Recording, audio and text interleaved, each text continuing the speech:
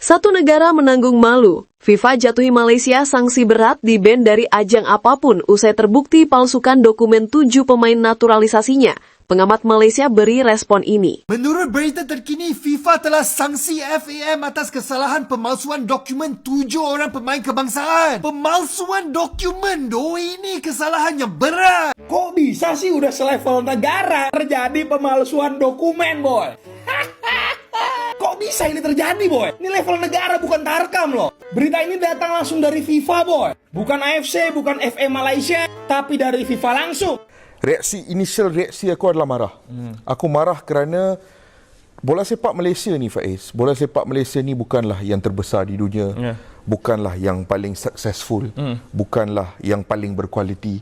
Tetapi bola sepak Malaysia ni untuk bertahun-tahun hanya mampu bermimpi. Nah, pemalsuan dokumen ini memang yang menghebohkan karena itu sudah kecurigaan yang terjadi ketika tim nasional Malaysia itu bertarung di bulan Juni yang lalu, tepatnya 10 Juni menghadapi Vietnam ya, di kualifikasi Piala Asia, dan itu yang disinyalir bahwa ada ini seperti ilegal.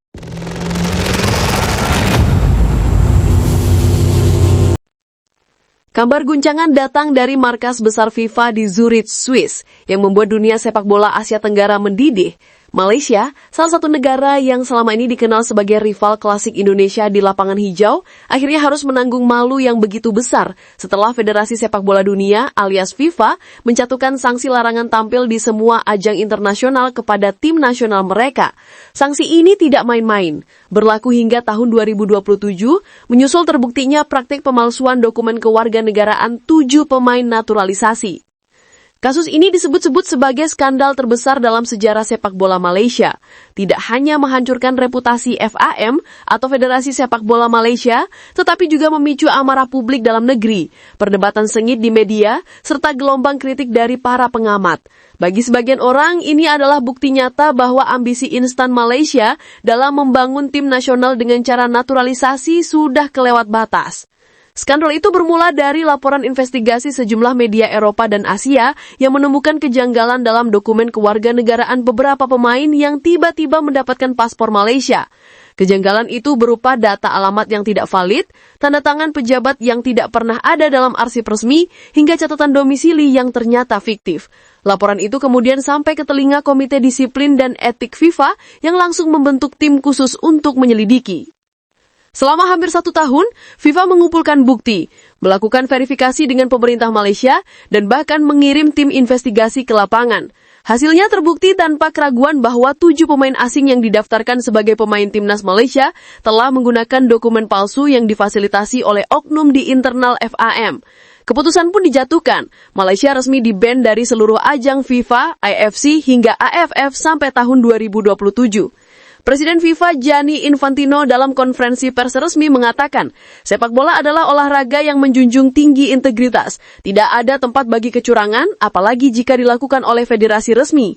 Malaysia harus menerima konsekuensi dari tindakan ini, dan kami berharap kasus ini menjadi pelajaran keras bagi federasi lain di seluruh dunia. Tak hanya larangan tampil, FAM juga dijatuhi denda sebesar 10 juta dolar AS. Seluruh bantuan pengembangan dari FIFA yang biasa diberikan untuk pembinaan usia muda dan infrastruktur juga dihentikan. Dengan demikian, sepak bola Malaysia praktis masuk ke dalam era isolasi. Klub-klub mereka tidak bisa ikut serta di ajang Asia, timnas mereka tidak bisa tampil di Piala Asia, kualifikasi Piala Dunia, bahkan di AFF Cup sekalipun. Reaksi di dalam negeri Malaysia pun pecah. Media-media besar menyoroti skandal ini sebagai aib nasional dan menyamakannya dengan bencana olahraga. Harian Berita Harian Malaysia menulis dengan judul besar, "Malu Besar, Malaysia dihukum FIFA." Sementara Harian Metro menyebut kasus ini sebagai hari terkelam sepak bola Malaysia. Para pengamat sepak bola Malaysia juga ikut angkat suara. Salah satunya, seorang analis sepak bola terkenal, Dr. Syahril Zakaria, mengatakan bahwa sanksi ini adalah konsekuensi dari obsesi instan. FAM terlalu ambisius ingin menyaingi kebangkitan sepak bola Indonesia. Mereka tidak sabar membina pemain lokal dari bawah, lalu memilih jalan pintas. Jalan pintas itu kini menjadi jalan buntu. Malaysia harus menanggung malu di hadapan dunia. Lebih jauh, Sahril menyebut bahwa dampak dari skandal ini tidak hanya merusak reputasi timnas, tetapi juga menghancurkan masa depan generasi muda sepak bola Malaysia. Bayangkan, selama 4 tahun ke depan, pemain muda kita tidak bisa tampil di ajang internasional. Tidak ada Piala Dunia U20, tidak ada turnamen AFC, tidak ada panggung untuk mereka. Ini bukan hanya hukuman, tapi juga kehilangan generasi, tegasnya. Di media sosial, publik Malaysia meluapkan kekecewaan dengan berbagai komentar pedas. Tagar hashtag malunya FAM sempat menjadi trending di Twitter Malaysia. Ribuan netizen menyerang akun resmi FAM, menuntut pengurus federasi untuk mundur. Banyak juga yang menuduh bahwa praktik kotor ini dilakukan oleh pejabat-pejabat yang lebih mementingkan gengsi ketimbang membangun sepak bola secara sehat. Sementara itu, di level internasional, Federasi Sepak Bola Asia Tenggara juga ikut bereaksi. AFF atau Federasi Sepak Bola ASEAN mengeluarkan pernyataan resmi yang menyayangkan tindakan Malaysia. Mereka menekankan bahwa integritas sepak bola di kawasan harus dijaga, dan kasus Malaysia adalah pelajaran penting agar federasi lain tidak melakukan hal serupa. Di Indonesia, kabar sini langsung menjadi pembicaraan hangat. Banyak netizen tanah air menyindir Malaysia dengan kalimat sinis, mau saingi Indonesia malah kena skor FIFA, tulis salah satu komentar di Instagram.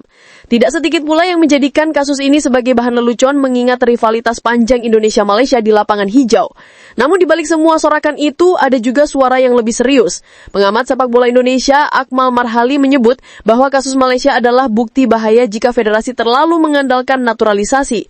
Naturalisasi boleh, asal sesuai aturan. Indonesia pun pernah mengakukan, tapi dengan prosedur resmi dan legal. Jika dipaksakan dengan jalan pintas seperti Malaysia, resikonya sangat besar. Sekarang mereka membayar mahal. Kasus ini juga menimbulkan efek domino di tingkat politik Malaysia. Beberapa anggota parlemen menyerukan audit total terhadap FAM. Bahkan ada desakan agar pemerintah turun tangan dan membentuk komisi independen untuk mengusut siapa saja pejabat yang terlibat. Ada dugaan kuat bahwa praktek pemalsuan ini tidak mungkin terjadi tanpa jaringan mafia besar, melibatkan pejabat imigrasi hingga tokoh penting di FAM. Kondisi ini membuat publik Malaysia makin resah. Sepak bola yang selama ini menjadi hiburan rakyat justru kini berubah menjadi sumber malu nasional. Stadion-stadion yang biasanya ramai kini diprediksi akan sepi karena kompetisi lokal pun kehilangan gairah tanpa ada peluang tampil di level internasional. Klub-klub Malaysia juga rugi besar karena tidak bisa ikut serta di ajang AFC Cup maupun Liga Champion Asia. Sementara itu, FIFA menegaskan bahwa sanksi bisa saja dicabut lebih cepat dari 2027 jika Malaysia menunjukkan pembenahan serius, termasuk reformasi total di tubuh FAM. Namun, syarat itu sangat berat. Pengurus lama harus mundur, seluruh sistem harus diaudit, dan pemain-pemain dengan dokumen palsu harus dicolet permanen. Jika tidak, Malaysia harus menunggu masa hukuman. Pengamat sepak bola Asia John Duerden menilai sanksi ini akan menjadi sejarah panjang. Kasus Malaysia ini setara dengan kasus-kasus besar di dunia sepak bola, seperti kecurangan usia atau pengaturan skor. Bedanya ini terjadi di level federasi, bukan klub. Ini mempermalukan negara, bukan hanya tim. Malaysia akan dikenang bukan karena prestasi, tetapi karena skandal. Bagi masyarakat Asia Tenggara, ini juga membuka mata betapa pentingnya membangun sepak bola dengan pondasi kuat, bukan sekedar hasil instan. Indonesia, Vietnam, Thailand, dan Filipina tentu akan mengambil pelajaran dari kejatuhan Malaysia. Kini, jalan ke depan bagi sepak bola Malaysia penuh dengan ketidakpastian. Bagaimana nasib pemain muda mereka? Bagaimana nasib kompetisi lokal? Bagaimana citra Malaysia di mata dunia? Semua pertanyaan itu menggantung tanpa jawaban pasti. Satu hal yang jelas, Malaysia kini harus memulai dari nol. Mereka harus menerima kenyataan bahwa ambisi instan telah menghancurkan mimpi besar. Di mata publik dunia, Malaysia kini dicap sebagai negara yang berani memalsukan dokumen demi mengejar prestasi semu. Dan di tengah kekecewaan itu, seorang pengamat Malaysia menutup komentarnya dengan kalimat menohok. Jika dulu kita sering menyebut Indonesia penuh drama, sekarang kita sendiri yang menjadi drama terbesar di Asia Tenggara. Bukan karena kemenangan, tetapi karena skandal.